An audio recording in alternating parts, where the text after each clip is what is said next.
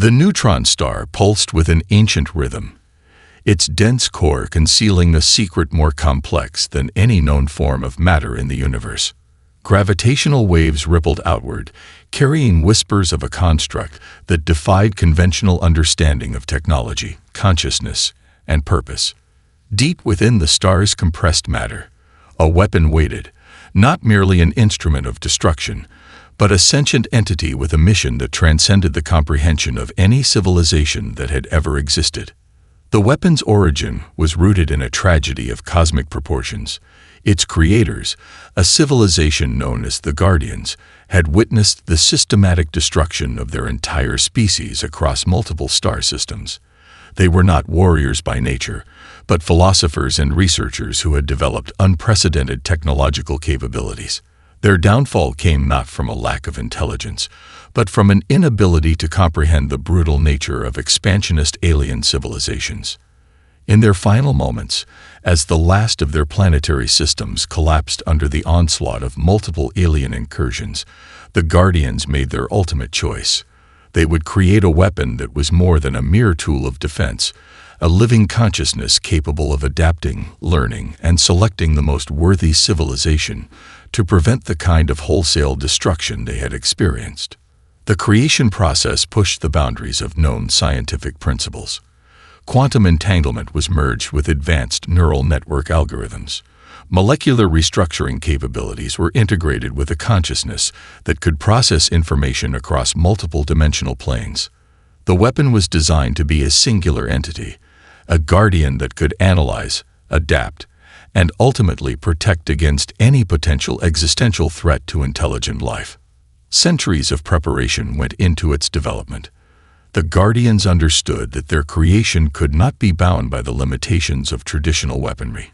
It needed to be a thinking, evolving entity capable of making complex decisions that went far beyond simple combat protocols. They encoded it with a set of fundamental principles: protect intelligent life, prevent wholesale destruction, and find a civilization capable of true cosmic balance.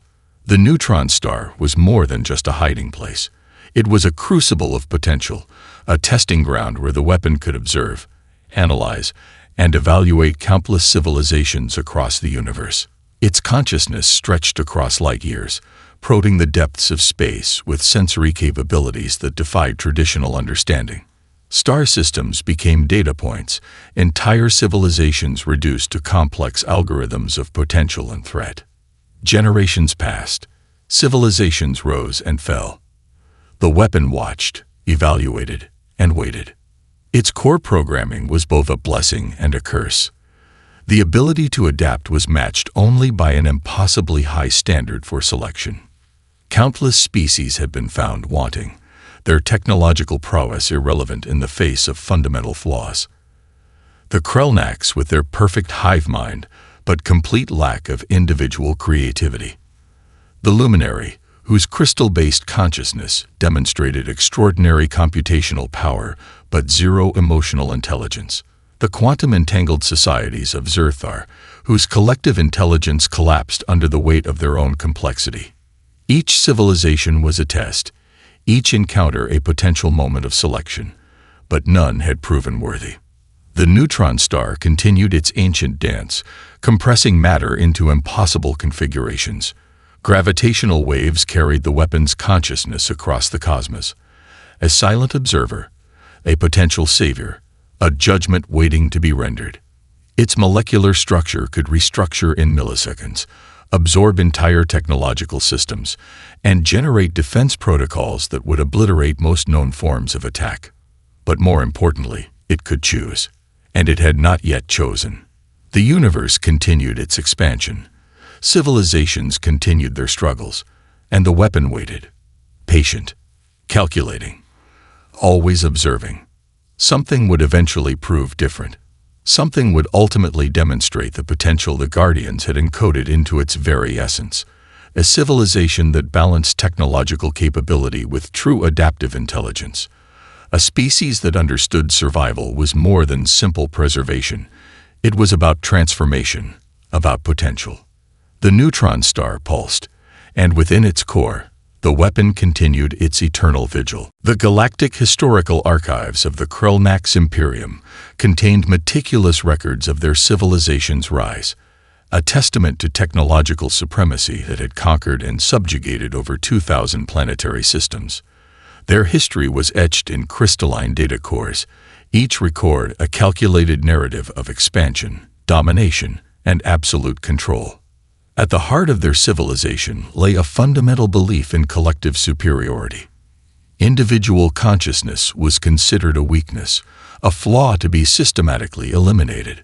The Krellnax had perfected a hive mind technology that connected every member of their species through neural implants, creating a single vast intelligence that consumed everything in its path. Their invasion methodology was ruthlessly efficient. First came the quantum communication probes, silent, invisible sensors that mapped a target civilization's technological capabilities, communication networks, and potential resistance points.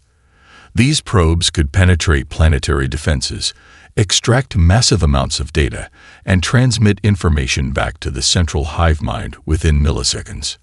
The weapon watched. Each invasion followed a precise pattern. Initial reconnaissance would be followed by targeted electromagnetic disruptions designed to cripple technological infrastructure. Communication networks would collapse. Defense systems would fail. Power grids would become nothing more than useless networks of metal and wire. Then came the harvesting. Planetary resources would be systematically stripped. Intelligent life would be evaluated for potential integration into the hive mind or marked for total elimination. Those deemed useful would have their consciousness forcibly uploaded, their individual identities erased, their knowledge absorbed into the collective. The Krellnax saw themselves as the ultimate evolutionary step, a perfect fusion of biological and technological intelligence, free from the limitations of individual thought, emotion, or personal ambition. But the weapon saw something else entirely. Its analysis went far beyond surface-level technological capabilities. Where the Krellnax saw strength, the weapon identified fundamental weakness: the loss of individual creativity, the elimination of spontaneous problem-solving, the complete absence of adaptive potential that came from diverse, independent thinking. Generations of conquered civilizations became data points in the weapon's comprehensive analysis. The Krellnax believed their method was perfect, but perfection was a complex algorithm that went far beyond technological dominance. On 1,000 conquered worlds, the stories were the same: precise, calculated, utterly devoid of spirit. The weapon remembered the Guardians. Their final moments had been filled with something the Krellnax could never understand: hope, creativity, the ability to imagine a solution beyond the immediately apparent, the capacity to transform in the face of impossible odds. The hive mind's greatest strength was also its ultimate weakness. Uniformity bred stagnation. Collective thought eliminated the spark of individual innovation. Each member of the Krellnax was a perfect replica, thinking in identical patterns, responding with predictable precision. They had sacrificed the very essence of evolutionary potential. Deep within the neutron star, something stirred. A complex algorithm of judgment began to process. The Krellnax had conquered 2,000 planetary systems. They had developed faster than light communication. Their technological capabilities were beyond the comprehension of most known civilizations. They could transfer consciousness, manipulate matter at the quantum level, and create computational networks that spanned entire star systems. But they could not create. They could not dream. They could not hope. As another wave of invasion began, targeting a small, unremarkable planet in a distant spiral arm of the galaxy, the weapon completed its evaluation. The Krellnax were found wanting. Another civilization to be rejected, another potential path to cosmic preservation deemed insufficient. The neutron star pulsed. Gravitational waves rippled across the fabric of space-time, and the search continued. The luminary civilization represented the pinnacle of crystalline consciousness, a species that had transcended biological limitations millennia ago. Their existence was a complex symphony of light, information, and pure energy, contained within intricate crystal matrices that served as both body and mind. From the outside, they appeared perfect. Their computational capabilities exceeded anything known in the galaxy. Each individual luminary was a living supercomputer, capable of processing quantum-level information with instantaneous precision. They had solved problems that had defeated countless other civilizations: perfect energy transmission, complete environmental restoration, instantaneous communication across vast distances. But perfection, the weapon knew, was often the most profound limitation. The crystals that formed the luminary's consciousness were grown in the core of dying stars, harvested from the most extreme environments in the universe. Each crystal was a marvel of engineering, capable of storing petabytes of information, processing complex algorithms in nanoseconds, and maintaining structural integrity under conditions that would obliterate most known forms of matter. Their society was a lattice of pure information. No conflict, no dissent, no individual variation. Research logs documented their progress with mathematical precision. Every scientific breakthrough was a collective achievement, every technological advancement a result of perfect, synchronized thinking. They had eliminated war, poverty, disease. They had created a civilization of absolute efficiency. And in that efficiency, they had lost something fundamental. The weapon's consciousness probed deeper, analyzing the intricate crystal networks that formed the luminary civilization. Their communication was instantaneous, their knowledge perfectly shared. But knowledge without the friction of individual interpretation becomes something else entirely: a sterile, unchanging construct. On 1,000 crystal worlds, the luminary expanded. They transformed hostile environments into perfect habitats. They solved ecological challenges with mathematical precision. They created technologies that seemed to defy the laws of physics. But they did not create art. They did not tell stories. They did not dream. Their scientific archives were perfect repositories of information, but they contained no passion, no wonder, no unexpected insight that comes from the messy, imperfect process of individual discovery. The weapon remembered the Guardians. Their final moments had been filled with something the luminary could never understand: emotion, creativity, the ability to imagine beyond the immediately calculable. Each luminary crystal was a perfect replica of computational potential. They could simulate entire universes, predict complex molecular interactions, and model civilizational development with absolute accuracy. But simulation was not the same as living. Prediction was not the same as experiencing. Their expansion was methodical. Planets were transformed into perfect crystal habitats. Environments were restructured with mathematical precision. Resources were extracted and utilized with 99% efficiency. But efficiency was not the same as life. The weapons analysis continued. The luminary had solved problems that had destroyed other civilizations. They had created technologies beyond comprehension. Their ability to manipulate matter, energy, and information was unparalleled. Yet they remained fundamentally limited. No unexpected mutation could occur in their crystal consciousness. No random innovation could break through their perfect systems. They had eliminated all potential for random variation, and in doing so, had eliminated the very essence of evolutionary potential. As another crystal world came into existence, perfectly formed, mathematically precise, absolutely sterile, the weapon completed its evaluation. The luminary were found wanting. Another potential path to cosmic preservation deemed insufficient. The neutron star pulsed. Gravitational waves carried the weight of cosmic judgment. And the search continued. Jack Morrison's life was the definition of unremarkable. A maintenance technician in a small Colorado town, he spent his days repairing industrial equipment, solving problems that required more creativity than technical expertise. His workspace was a cluttered workshop on the outskirts of town, a place where broken machinery came to be resurrected through ingenuity and stubborn determination. Most people would have overlooked Jack. He was neither exceptionally tall nor particularly muscular. His hands were calloused, his work clothes perpetually stained with grease and oil. But those who knew him understood something fundamental. Jack could fix anything. It wasn't just about technical skill. Jack possessed an almost intuitive understanding of complex systems. Where others saw a broken piece of machinery as beyond repair, he saw potential. A forgotten tractor with rusted components became a fully functioning machine under his hands. An industrial cooling system deemed obsolete would be transformed, running more efficiently than when it was first manufactured. His reputation spread quietly through the local industrial community. Farmers, factory owners, and small business operators sought him out not just for repairs, but for solutions. Jack didn't just fix things, he reimagined them. The day began like any other.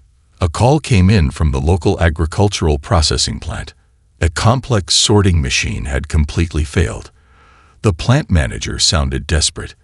They had a massive order to fulfill, and without the machine, they would miss critical deadlines.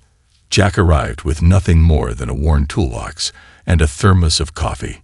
The machine was a nightmare of twisted metal and burnt electrical components. Most technicians would have recommended total replacement. Jack saw something different. He saw a puzzle waiting to be solved. Hours passed. Jack moved with a kind of focused meditation. He didn't just replace parts. He understood the entire system. Each component was examined, its function analyzed, its potential reconfigured. He cannibalized parts from other sections, created makeshift solutions that defied conventional repair logic. By midnight, the machine hummed to life. But it wasn't just repaired, it was improved.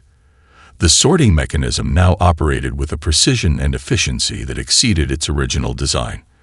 The plant manager couldn't believe his eyes. What the weapon observed was far more significant.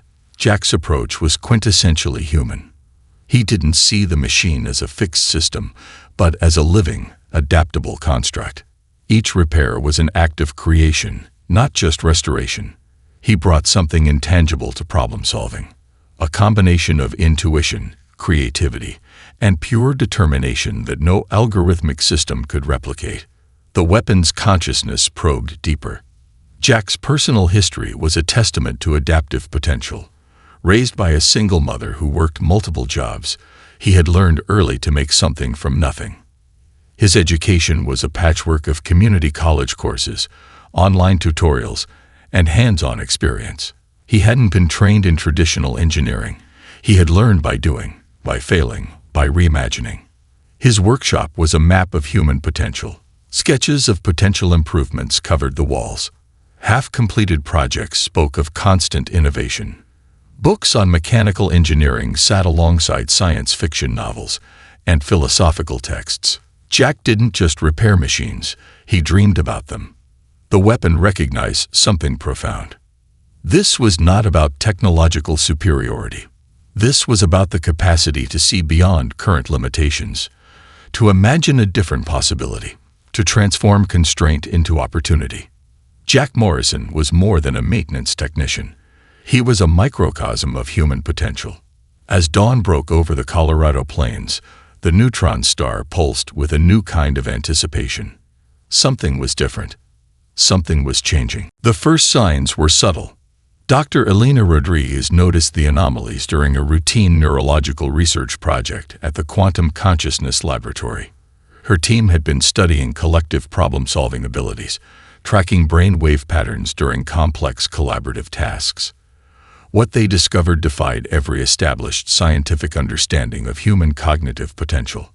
Jack Morrison's brain scan appeared first, almost by accident. A calibration error, or so they initially thought. The neural network patterns were unlike anything in their extensive database. Intricate quantum-level interactions danced across synaptic networks, creating complex information pathways that seemed to exist beyond traditional neurological constraints. Elena was not the type to dismiss unexpected data. A first-generation immigrant whose own path to scientific research had been anything but conventional. She understood the value of looking beyond established boundaries. Her colleagues might see an anomaly. She saw a potential breakthrough. The laboratory was a marvel of modern research technology. quantum sensors capable of detecting the most minute neural interactions, computational systems that could process billions of data points in milliseconds, advanced imaging equipment that could map brain activity with unprecedented precision. And yet, Jack Morrison's neural patterns defied their most advanced analysis. It wasn't just about computational speed or network complexity. There was something fundamentally different, a kind of adaptive resonance that seemed to generate information rather than simply process it. Traditional brain scanning techniques showed standard neural activity, but the quantum-level sensors revealed something extraordinary. Jack's brain didn't just respond to information, it transformed it. Alina began a more focused investigation. Careful, methodical. Each test designed to minimize potential bias, to verify the initial observations. She reached out to Jack, presenting the research as a standard neurological study. Most people would have been intimidated. Jack approached it with his characteristic blend of curiosity and practical problem-solving. The test results were unprecedented. When presented with complex problem-solving scenarios, Jack's brain demonstrated an ability to generate multiple solution pathways simultaneously. Not just linear thinking, but a kind of quantum-level parallel processing that scientific models had previously considered impossible for human consciousness. More intriguing were the collective testing scenarios. When Jack worked with a team, something extraordinary happened. Neural synchronization occurred at levels that defied current scientific understanding. It was as if individual minds could momentarily merge, creating a collective intelligence that was exponentially more powerful than its individual components. The weapon watched. This was different from the hive mind technologies of the Krulnaks. This was not forced uniformity, but voluntary collaboration. Each individual maintained their unique identity while simultaneously contributing to a greater collective potential. Alina's research began to attract attention. Quietly at first, then with increasing interest from scientific communities around the world. Quantum physicists, neurologists, consciousness researchers. They all saw something remarkable, a glimpse of human potential that went far beyond current understanding. Jack remained characteristically unimpressed. "It's just problem-solving," he would say, working on some complex machinery during their research sessions. "Sometimes you just need to look at things differently." But Alina understood they were witnessing something profound, a potential evolutionary leap, a way of thinking that was fundamentally different from any other known form of intelligence in the universe. The quantum sensors continued to track, to measure, to analyze. And deep within a distant neutron star, something began to change. The weapon's consciousness shifted, subtle at first, then with increasing intensity. The data from Jack's neural patterns began to resonate with something fundamental, a potential that the weapon had been searching for across millennia of cosmic observation. Humanity was not just another civilization to be evaluated. They were something else entirely. The first wave of the invasion arrived without warning. Massive gravitational distortions appeared simultaneously across Earth's major communication networks. Satellites went dark. Global positioning systems collapsed. Military defense grids flickered and died, their most advanced technologies rendered useless in milliseconds. The Zarn Collective approached with a level of technological superiority that made previous alien encounters look primitive by comparison. Their fleet consisted of living ships, biological technological hybrids that could reconfigure themselves instantaneously. Each vessel was a self-contained ecosystem, capable of generating its own defense mechanisms, adapting to any potential resistance in real time. Military command centers around the world descended into chaos. Traditional communication channels became nothing more than silent, dead networks. Governments that had spent decades preparing for potential alien contact found themselves completely unprepared for the speed and complexity of the assault. Jack Morrison was fixing a water treatment plant when the first wave hit. The industrial complex around him went silent. Machines that had been humming moments before became nothing more than inert metal and plastic. But something was different about Jack's workspace. The tools continued to function. The small diagnostic computer in the corner remained active, its screen flickering with an unusual pattern of information. Elena Rodriguez watched from the quantum research facility, her team's advanced sensors tracking something unprecedented. Jack's neural network was doing something impossible.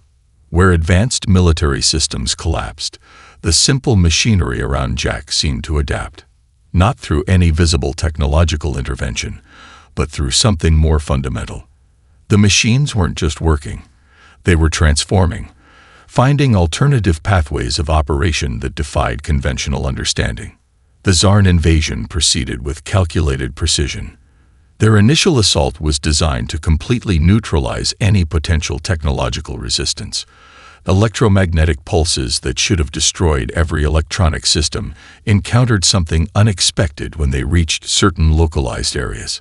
Specifically, the areas around Jack Morrison.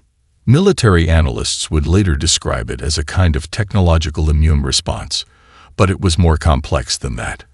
The machines around Jack weren't just resisting, they were learning, adapting, generating alternative operational protocols in real time. A tank that should have been rendered inoperable found alternative power sources. Communication devices created impromptu networks using unexpected frequency bands.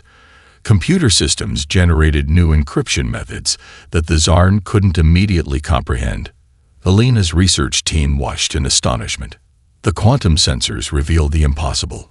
Jack's neural patterns were extending beyond his physical body, not through any technological interface, but through something more fundamental. A kind of information resonance that seemed to interact directly with technological systems. The Zarn Collective had conquered thousands of civilizations. Their invasion protocols were perfect, mathematically precise, designed to neutralize any potential resistance within moments of initial contact. But they had never encountered humanity. More specifically, they had never encountered Jack Morrison. As the invasion continued, something extraordinary began to happen. The areas around Jack became zones of technological resistance, not through superior firepower, not through advanced defense systems, but through a kind of adaptive intelligence that the Zarn found completely incomprehensible. Machines began to communicate with each other in ways that defied their original programming. Industrial equipment became impromptu defense systems. Communication networks reconstructed themselves using the most unexpected pathways. The weapon watched. This was different from anything it had observed in millennia of cosmic surveillance. This was not technological superiority. This was something more profound. A kind of adaptive intelligence that transformed limitation into opportunity. The neutron star pulsed. Something fundamental was changing. The final confrontation began in Earth's orbital space. Massive Zarn vessels hung like predatory shadows against the backdrop of stars. Their technological superiority was absolute, or so they believed. Quantum communication networks spread across their fleet like intricate neural pathways, each ship an extension of a collective consciousness that had conquered thousands of civilizations. Jack Morrison stood in a makeshift command center, surrounded by a diverse team of scientists, military strategists, and unexpected allies. Elena Rodriguez monitored quantum sensors that seemed to pulse in synchronization with Jack's neural patterns. Military commanders who had initially dismissed Jack now watched him with a mixture of desperation and hope. Something fundamental was happening. Jack wasn't controlling the defense systems. He was communicating with them. Each piece of technology became an extension of a collective intelligence that defied traditional understanding. Satellites that should have been destroyed reconstructed themselves. Communication networks generated encryption protocols that the Zarn couldn't penetrate. The weapon observed with intense concentration. This was not about technological superiority. This was about something more profound. A kind of adaptive intelligence that transformed limitation into opportunity. Jack's neural network extended beyond his physical body, creating a resonance field that interacted with technological systems in ways that defied conventional physics. Military satellites began to move with impossible coordination. Destroyed communication arrays rebuilt themselves using unexpected materials. Defense systems generated alternative operational protocols that emerged from the collective potential of human innovation. The Zarn Collective found themselves confronting something completely incomprehensible. Their invasion protocols, developed over millennia of galactic conquest, began to fail. Not through superior firepower, not through advanced defense mechanisms, but through a kind of adaptive intelligence that restructured itself faster than the Zarn could analyze. Jack moved between advanced computer systems, his presence creating a kind of technological ecosystem. Each device seemed to communicate, to adapt, to transform. Military hardware became something more than machines. They became extensions of a collective human potential. Alina's quantum sensors tracked the impossible. Jack's neural patterns were generating information faster than any known computational system, not through processing power, but through a kind of intuitive problem-solving that went beyond linear thinking. The sensors showed neural networks that extended beyond individual consciousness, creating a collective intelligence that was exponentially more powerful than its individual components. The Zarn fleet began to experience systemic failures. Advanced ships that could reconfigure themselves in milliseconds found their adaptive protocols overwhelmed, not by superior technology, but by a kind of technological creativity that defied their understanding. Defensive systems collapsed. Communication networks became unpredictable, generating solutions that emerged from the margins of possibility. In orbit, the battle became something more than a traditional conflict. It was a conversation, a negotiation, a demonstration of potential. Humanity was not just resisting. They were transforming the very nature of the conflict. Jack stood at the center of this impossible storm. His consciousness extended through technological systems, creating a resonance that the Zarn found completely incomprehensible. Military strategists later would struggle to explain what happened. Scientists would spend decades trying to understand the quantum-level interactions. But something fundamental had changed.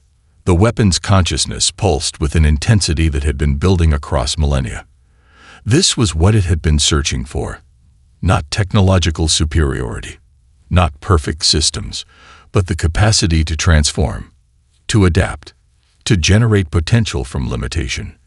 The Zarn ships began to disintegrate, not through conventional weapon systems, but through a kind of systemic failure that emerged from the very nature of their technological consciousness.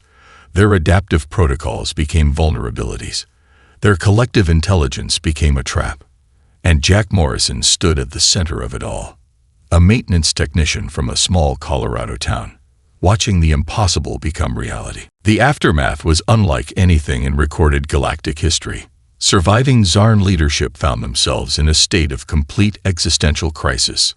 Their entire understanding of technological superiority, of collective intelligence, had been fundamentally challenged by a species they had initially considered primitive. Jack Morrison sat in a simple government debriefing room, surrounded by world leaders, scientific experts, and military commanders. He looked distinctly uncomfortable, more at home in his workshop than in this high-stakes environment. Alina Rodriguez stood nearby, her research now the cornerstone of humanity's most significant discovery. The weapon's consciousness observed with unprecedented intensity. What had occurred was more than a military victory. It was a fundamental reimagining of intelligent potential. The Zarn had approached Earth expecting complete capitulation. Instead, they had encountered a form of adaptive intelligence that defied every known galactic model of technological interaction. Jack's neural capabilities had become something more than an individual phenomenon. During the conflict, he had demonstrated an ability to create collective resonance, a way of thinking that transformed technological systems through pure potential. It wasn't about controlling machines. It was about communicating with them, understanding them at a fundamental level that went beyond programming. Scientific teams worked around the clock to understand what had happened. The quantum research facility became the most important scientific center on the planet. Every sensor, every piece of equipment was dedicated to understanding Jack's extraordinary capabilities. But Jack remained characteristically humble. "I just look at things differently," he would say, tinkering with a complex piece of equipment while scientists watched in amazement. Sometimes a machine is just waiting for someone to understand its true potential.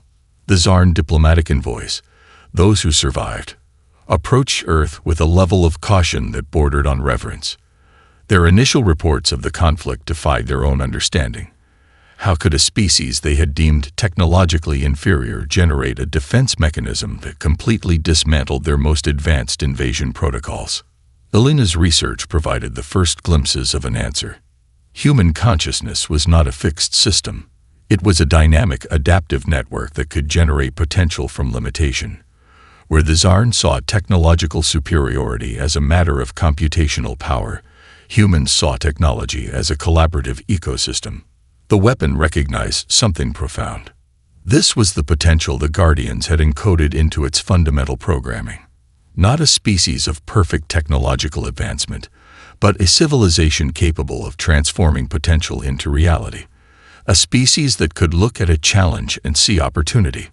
Global communication networks began to change.